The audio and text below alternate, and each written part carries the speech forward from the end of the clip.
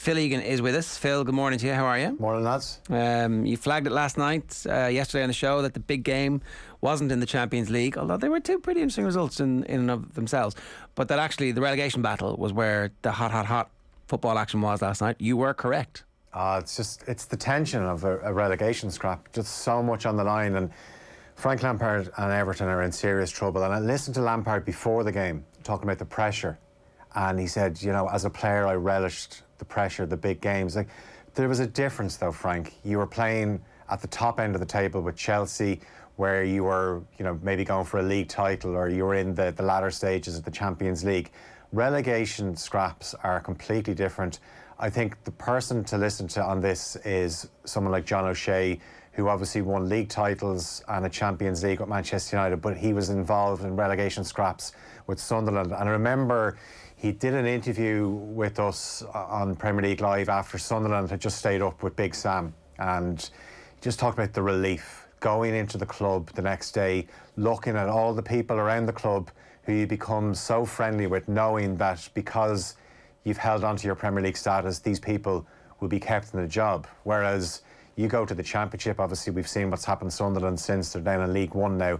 These people then, you know, there has to be cutbacks because you can't keep the same budget for a Championship club or for a League One club, and it's just a horrible feeling. And Everton are stuck in that right now, that the thoughts of relegation could absolutely ruin Everton. And watching the game last night, you know, they were 2-1 up at half time. There was spells in the second half where they were on top and you thought, yeah, they're the better team here. But Sean Dyche hit the nail on the head when he was asked after the game, what did you say to your players at half time? And he said, I don't think Everton know how to win a game, especially away from home. And they did everything but win that game last night. And not only did they not even get a draw, they transpired to lose a game that they shouldn't have lost. And that's become a habit for them now. And you're looking at their fixtures. I know one or two wins can change everything, and we could be here in 3 weeks saying, yeah, fair play to Lampard, he steered them clear of the relegation zone. But right now, the pressure these players are under, and they're playing Manchester United at 12:30 on Saturday. We don't know what United are going to turn up. I've always said if Everton are going to stay up, it's their home form. The Everton fans obviously will be up for this. They're not going to turn on the team because they know the stakes are too high. Yeah, like, I think if we're sitting here in a few weeks' time and saying fair play to Frank Lampard, that would be extraordinary, because, as you say, it's the standard of team that they'd have to beat. That Manchester United this weekend almost takes on like a very, very important feel to it, because obviously you've got the Merseyside derby in a couple of weeks, which is at Anfield, and Leicester and Chelsea in that mix as well, isn't it? Yeah, 2 games against Leicester as well. It's just looking at the fixtures of the teams around them as well. There's a few teams that have, say for example, Burnley have 2 games against Villa to come as well. I'm kind of looking from Leeds down. I think Leeds were disappointed with that result last night, because looking at the table now, Leeds are on 30 points, 31 games. You know, Burnley were on 21 points going into that game last night, so Leeds were 8 points clear of the relegation zone. Now they're only 6, but Leeds have Watford this weekend, which is a massive game. Watford have to play all the teams around them. Now, those games are at Vicarage Road, where Watford can't win a game. But if Roy Hodgson can fix that, starting with this weekend, then, you know, Watford still have to play Burnley and Everton. They do have a few tough games to go. They go to City. They play Chelsea in the final day as well. But Leeds would be starting Chelsea to sweat. on the final day could be easy. Like, it could be, yeah. That final few round of games, like if the league is already done, or if say Man City are out of the league and in a Champions League final, and you know, they're resting players. They're still resting, like, you know, they're still playing world-class players who are playing. But you can't pencil in automatic wins for the top teams against the bottom teams for the last 3 games of the year, because other priorities might happen. Yeah, absolutely. I mean, like when Jack Grealish saved Villa, their fixture list looked horrific. Yeah, and that's won the last 5 games of the season because it mattered to them and it didn't matter to others. Exactly. Yeah. I mean, there is the teams that are on the beach. I mean, it is a thing where teams are already thinking ahead, and players are looking forward to their holidays now. They don't have a major tournament to be thinking about in the same way that they would usually, because obviously the World Cup doesn't start until November. But can I ask, Phil, sorry to interrupt, is there a team in recent memory that has gone a longer period of time without the last few games mattering than Everton. It feels like Everton are the one team, the one constant throughout the entire Premier League era where they could be on the beach for the last 5 games because they've got nothing to play for. They've never challenged for a title.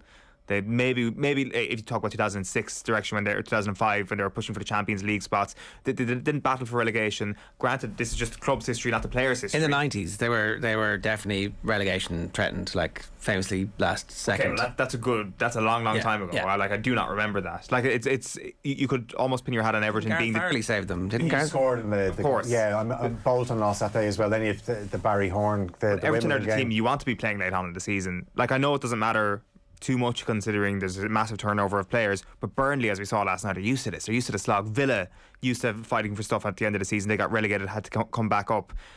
Like, are Everton ready for this? Are they ready for the fact that these matches all matter so much to the future of their club? Yeah, and that is my concern for them, that these players aren't used to a relegation scrap. I think watching the game last night, if one player epitomised what it is to be in a relegation scrap, it was James Tarkowski, a player that has actually been linked with Everton in the past, but just putting in blocks. There was one stage when Anthony Gordon went through in the second half and fired a shot that looked like it had Pope in trouble, and Tarkowski blocked it and it went out for a corner. And he was immense, and Nathan Collins was in beside him scoring his first goal in the Premier League. What a time to do so.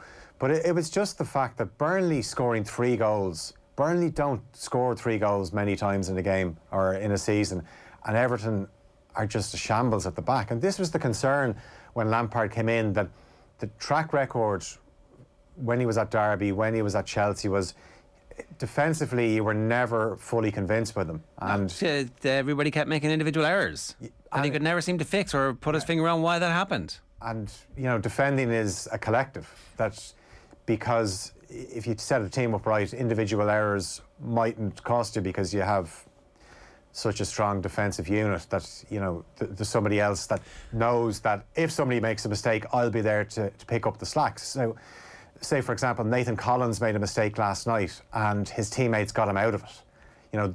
These things happen. Professional footballers make mistakes, but if your team is there for you to get you out of trouble, then that's always a good sign. But right now, Everton are conceding goals. I don't know. It's hard to know what United team turn up on Saturday. I mean, they are not necessarily out of the race for the top 4, given what happened at Sellers Park. The door is still slightly open. So does the fact that the new manager's name is leaked out help in a way that, like, now we know who we're trying to impress, and there's a bit of certainty back? Big time. I mean, they're thinking, right, we're playing for our futures here now. This United squad have shown in the last few seasons, if anyone's going to let you down, it's them. But Everton, it's just the tension that if Everton concede first, then the worry is, can they turn it around? And they need games where it stays 0-0 or they score first. You think back to the Newcastle game where they stuck in there, they got a player sent off and you feared the worst, but they still dug it out. But right now it's looking pretty grim for Everton, and I said what that could do to the club if they get relegated. And if they lose to United at the weekend, you start to think, will they pull the plug on Lampard? Is that what you would do? Well, they've lost 6 of their last 7 games. So would Duncan Ferguson do any worse? But, are Everton thinking... What was his record when he was in charge? Better than losing 6 out of 7, I suspect. Well, look, you think back to the while ago, though. He took charge. He's had a few stints. 4 matches, 2 draws, 1 loss, 4 goals for, 1 goal against. Yeah, they lost that game against Villa, and it wasn't a great game. It was quite a tight game, but that's the way Everton have to approach games. They can't be conceding 3 goals. They can't be cavalier the way they were at times last night, where they're going in search of a 3rd goal, but then they leave themselves open, and it's naive. And the teams that are used to scrapping down at the bottom know how to grind out results, and Burnley managed it.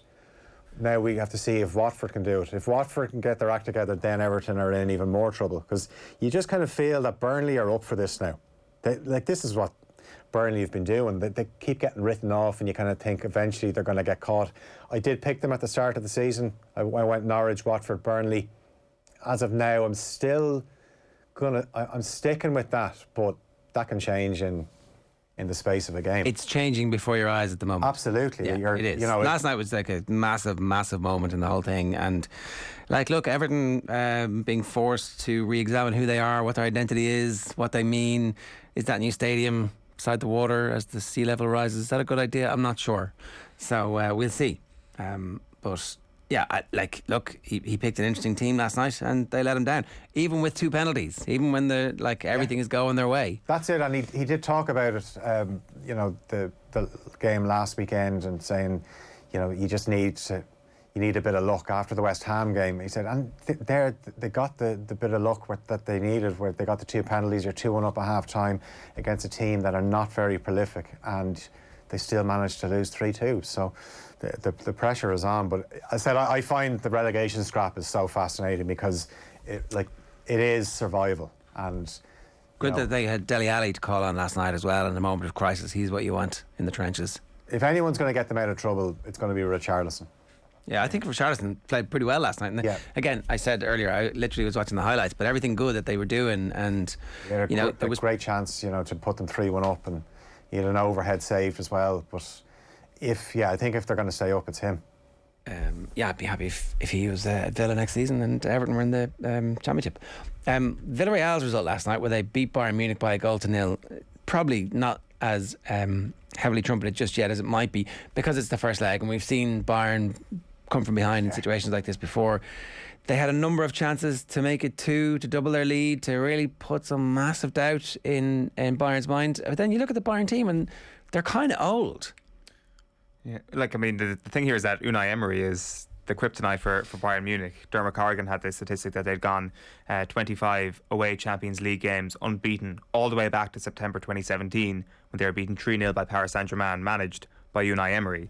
So I think this has been one of definitely an element of the narrative around him in the aftermath of last season, when he'd got them to the Europa League glory, that Arsenal had a good manager in their hands in Unai Emery, and maybe the situation was such a basket case that didn't allow him to do so well.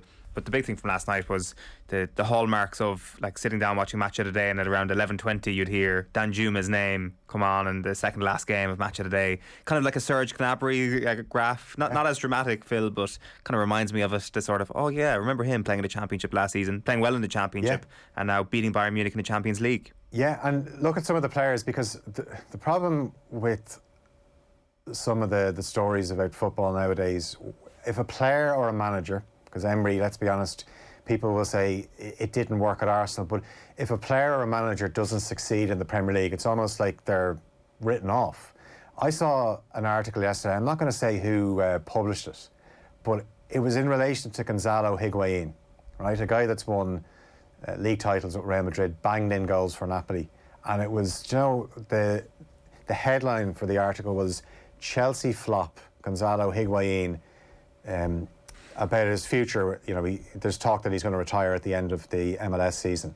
And I just thought, this is a guy that, has played in World Cup finals. He's scored goals at the highest level, at club level.